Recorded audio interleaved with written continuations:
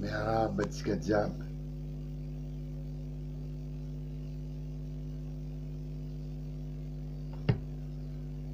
Tompoko lahy sy tompoko vavy, tsy teraka tanaty fahantrana ny malagasy fa nisy dikany, nisy antony nahatonga ny malagasy ankehitriny mahantra. Voalohany, marina fa nisy ny fanjanahana, fa saingy indrisy nisy koa ny malagasy mpitondra sy mpamadiky. Raha ny marina lazaina, tsy teraka tanaty fahantrana ny malagasy satria tamin'ny andro fahiny feno vokatra, feno fanantenana ny malagasy satria maro ny harena azo ianteherana.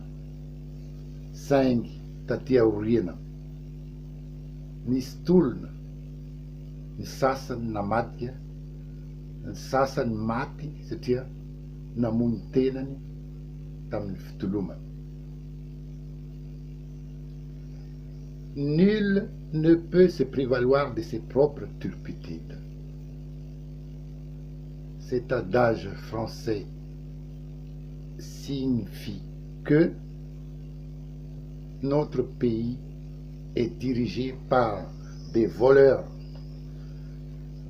des renégats, des gens sans scrupules qui ont pillé Madagascar pendant des années durant, qui ont vraiment fait du mal au pays. Mais malheureusement, ils ont la possibilité, par leur propre turpitude, par leur coup d'État, de posséder tous les moyens, moyens de communication, moyens financiers, moyens même de s'enrichir sans cause. C'est pour ça que, quel que soit ce qui arrive, c'est difficile par les élections de gagner sans eux. Or, nous avons un sacré problème à Madagascar d'impunité. L'impunité, c'est notre vraiment cancer à Madagascar. Des gens qui ont déjà fait du mal au pays, qui ont péché, c'est ce qu'on appelle les Tsimatmanouta, des gens qui sont impunissables parce qu'ils possèdent l'armée, ils possèdent des armes, ils montent au pouvoir, ils peuvent rester longtemps au pouvoir. Izany fahantrana zany eto Madagasikara tsy tonga ho azy satria fitiavan-tena ny mpitondra sady miady an-trano no mizarazara ny vahoaka. Raha te hiova ity Gasikara, tsara ihany mba mihaino ity anatra ity. Maro ny malagasy miandry olom-baovao. Tsy hoe olom-baovao mialona le zay nitondra teo, fa hita mihitsy fa efa tsy nahomby reo. Ny mahagaga an'izao, ino nary mahatonga ireto mpitondra tsy nahomby no mbola misy mari-panoana? Sa dondrona ny malagasy sa hoe voatery ho lany andro amin'ny fampitahana, iray ihany mitondra teo de izy tsaratsara. Tsy mety ane zany, tsy mety mihitsy ny fampitahana izay nitondra tsy nahomby. Satria hoy ny vazaha hoe au royaume des aveugles les bornes sont rois. Zany hoe jamba mihitsy zany ny malagasy tsy mahita mihitsy fa hoe efa tsy nahomby reo.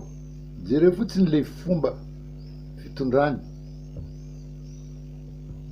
Ny arena rehetra zany entiny misy trano any velany, izy milaza hoe raha ilatsaka anao de mipetraha aty antoerana, nefa zareo andavanandro any ivelany any ry zareo mipetraka, zanaka zareo zany mianatra any ivelany. Ny sasany zany tavela Madagasikara de manomboka 20 taona de fa any Antsaha lasa dahalo, lasa forosy. Lazaiko eto, raha misy malagasy iray mitovy amiko, tsy hoe fitiavan-tena, raha misy malagasy iray mitovy jery amiko, na évêque, na kardinaly, na papa,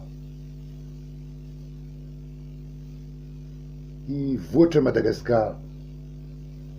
Fitiavam-bahoaka, fitiavana fianakaviana, fitiavan-tanindrazana, ny anarako science politique fa tsy hoe angalatr'olona. Matoa za mipetraka ivelany aty satria tsy ekeko mihitsy, tsy ekeko ireo mpitondra hatrizay.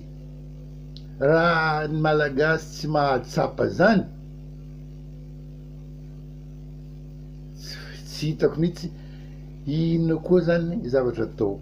Ny gazety rehetra anjareo, ny lalàna anjareo, ny fitondrana anjareo, fifidianana anaty fahantrana sy fanjanahana tsy hisy dikany, tsy hisy fivoarana. Je répète ici à tous les Malgaches, si nous voulons vraiment quitter la pauvreté, la misère, il faut absolument qu'on bâtisse quelque chose de solide pour la génération future.